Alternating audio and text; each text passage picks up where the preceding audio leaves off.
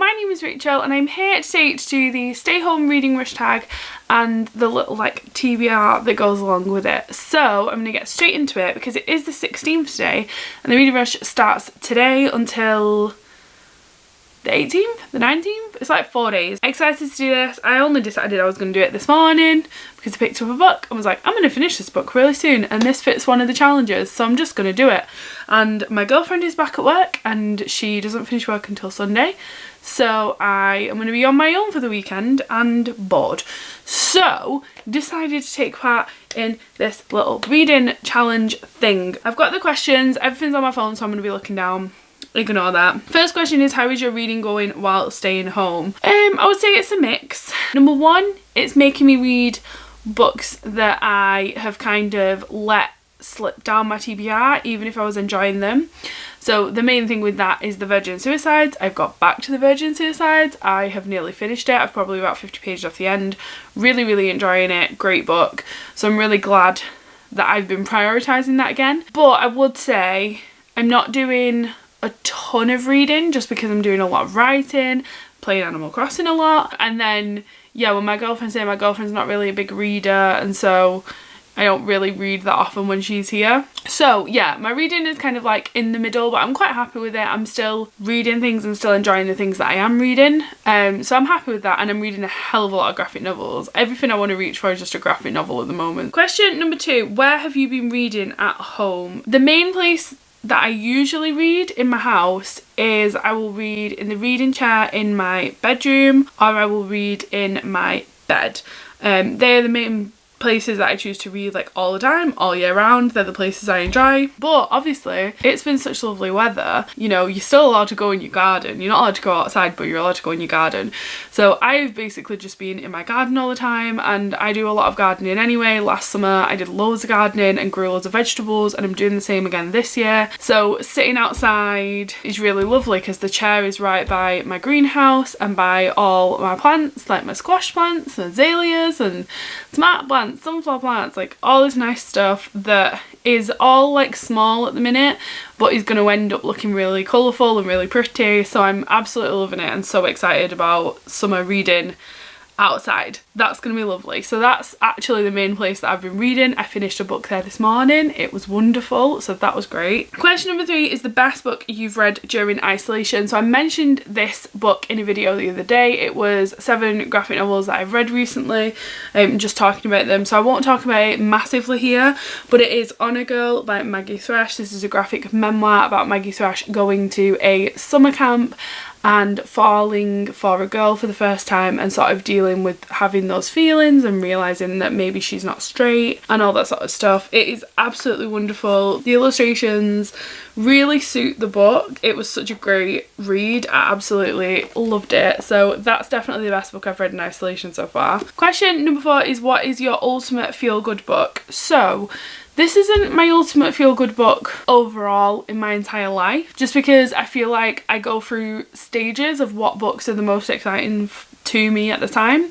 So the book that's the most exciting and feel good to me at the moment is My Year by Roald Dahl, illustrated by Quentin Blake. So me and my best friend went to the Roald Dahl Museum a few weeks ago. It was amazing. It was so cute. It's in Great Missenden, just outside of London, and it is lovely. We went there and they had this book, which is a special edition put together for this museum. It's just Roald Dahl literally going through a month of his life. So he talks about January, he talks about February, he talks about March. It's like that sort of a thing. But I absolutely loved it. It's such a like feel good, cutesy little book. Like I already want to read it again. He talks about when conkers start being able to be used and when moles attack your garden. He talks about gardening a lot, which obviously, as I've just mentioned, really like gardening, so that stuff all was great for me. And yeah, I absolutely loved this. He talked about his little writing shed that he had, which is very famous.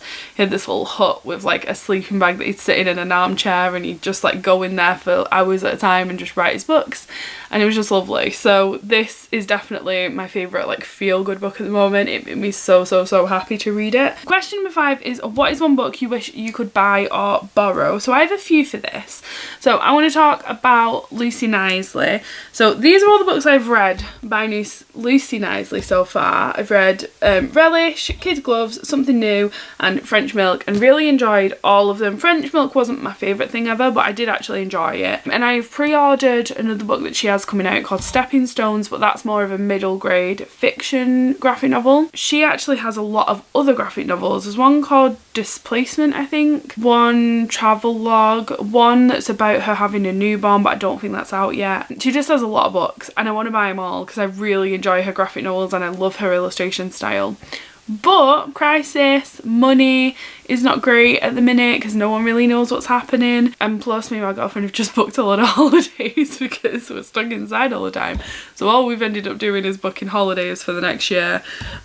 So yeah, not buying that many books, and so what I want to do is buy more Lucie Knighsley graphic novels, but I haven't done. So yeah, that's definitely the thing that I'm wanting to buy the most. Question number 6 is pick an author to shout out. So I'm going to pick up something really small, and that is because I wanted to pick a book that I never really hear people talk about, especially on here, because if you're going to shout someone out, you may as well do someone who's not very popular.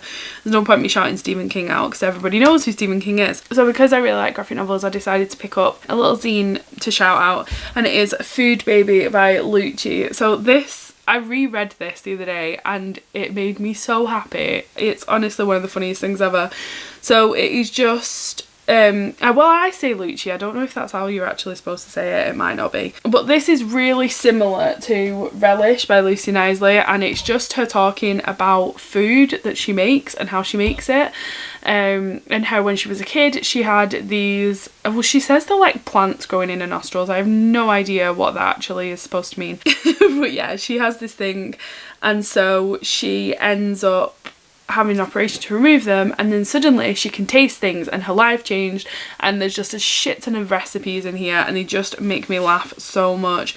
This one's called Pimp My Ramen, and it says, yo, so I hear sometimes days are hard and finances are tight. In that case, dog, I'm gonna help you out with my new show. So funny. And I actually have tried a few of the recipes in here and they are so good. So yeah, that's the one that I really wanted to recommend. And then the last question, question number 7, is what is on your stay home reading rush TBR? So I'm just going to go through the prompts and talk about the books I'm planning to read. Read a book with a house on the cover. This isn't technically a house, but it's a part of a house kind of, so I'm going to pick it anyway. And it is Elevation by Stephen King. It's got a little mailbox and a fence on it, so I'm counting that. This is one of Stephen King's newer books, kind of. You can't really call any of his books new because he brings books out so often that, you know, they're not new anymore. But this one is only 132 words long and the writing is absolutely huge, so I thought it was a good one to pick up for a really short readathon. So yeah, hoping to get to that one. And this is about a man who keeps losing weight, but he doesn't look any different, so no one kind of believes that he's losing weight, I think. And it's to do with his neighbours who are a lesbian couple moving in next door. I don't really know. He forges a friendship with them and starts to understand the prejudices they face. It sounds good anyway, so yeah, got that one. Really excited for that. The next one is read a book in the same room the whole time, and for that one I am picking Smile by Raina Telgemeier, I don't know. This is a middle grade graphic novel that I've been meaning to read for ages because the kids at the school that I work at, and actually at the school that I worked at previously, really loved these books. They all adore them, and so yeah, like I'm a librarian at a school, so it's quite nice to actually have read some of the books and be able to talk to the kids about them.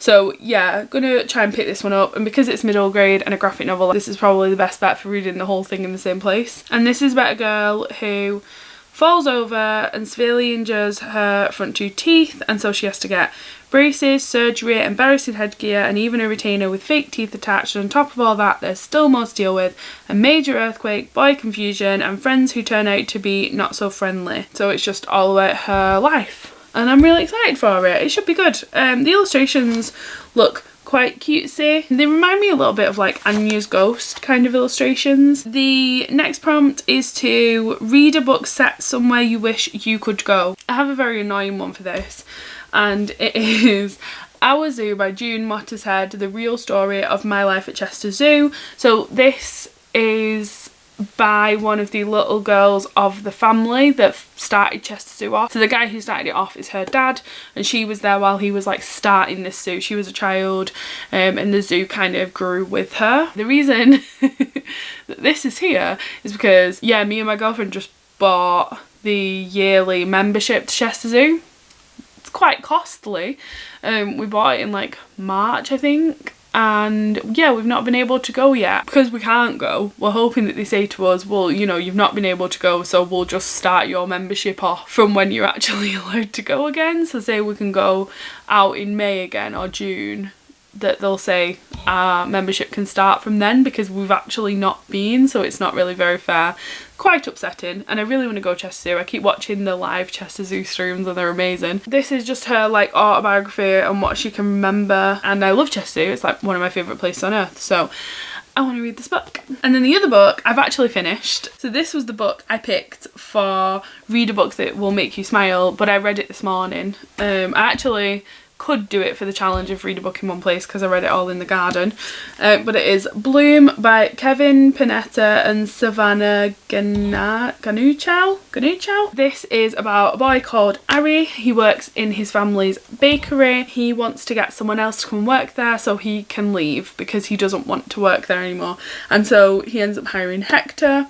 And Hector helps him find his love of baking again and his love of like actually being at this family bakery, and they sort of have this like summer fun together. It's very cutesy. I really liked the scenes where they are baking together. I thought they were really, really cute. The illustrations all have this like blue wash behind them, which I thought was really lovely. So like the whole page gets cut up for all the little baking scenes, and it's super nice. So yeah, really loved this. Ended up giving this 3.5 stars. I thought it was a really, really good one. So would highly recommend this. This is also LGBT+, and it has some representation of different communities because Ari and his family are Greek and they own a Greek bakery, and so you get a little bit of an insight into that, which is really, really cool. And then just to sneak it in, there is one more book that I have on this TBR, but not for any of the challenges. It's just because I saw it yesterday and bought it immediately when I was in Tesco, and I was like, I need to read it, I want to read it, and I like, yeah, it's all I want to read right now. So I just thought I'd mention it on this TBR because I probably am going to read it this weekend,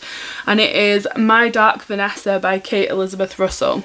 So I was walking around Tesco, and it was one of those where like, because obviously everyone's isolated, when I go shopping it's like, oh my god, I can leave the house. I'm gonna take advantage of going shopping and make sure I go through all of the garden aisles and the homeware aisle and the book aisle and the toy aisle. Like, I'm gonna go through everything, just take advantage of the fact that I'm not in my house. Was doing that and saw this.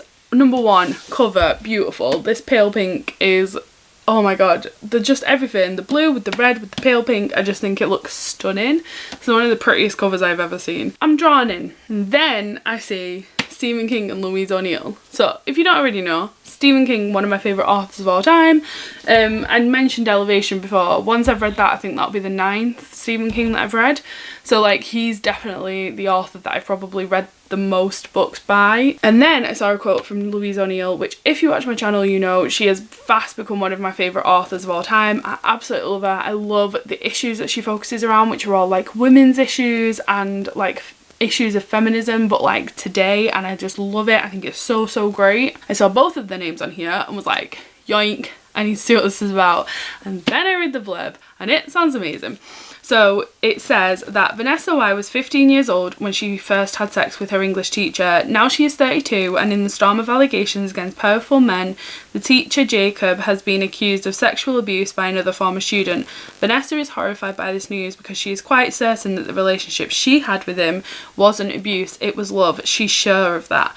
And so now that all of this stuff is coming to light and this person's accused him of abuse, she's got to try and reset what she saw as her first love, and actually like, was it that she was raped when she was younger and all of this stuff. It sounds so, so good. It sounds so like in the Louise O'Neill bank type of book as well, which I just love. So I'm so excited for this. This is definitely like, I want to read this now. So I'm super excited for this. So yeah, they're all the books that I want to read for the Reading Rush TBR thing this weekend, and I've already read Bloom, so I'm 1 book out of 5 down, which is amazing. If you are taking part, let me know down below what you are planning to read. Thank you very much for watching, and I will see you in my next video. Bye!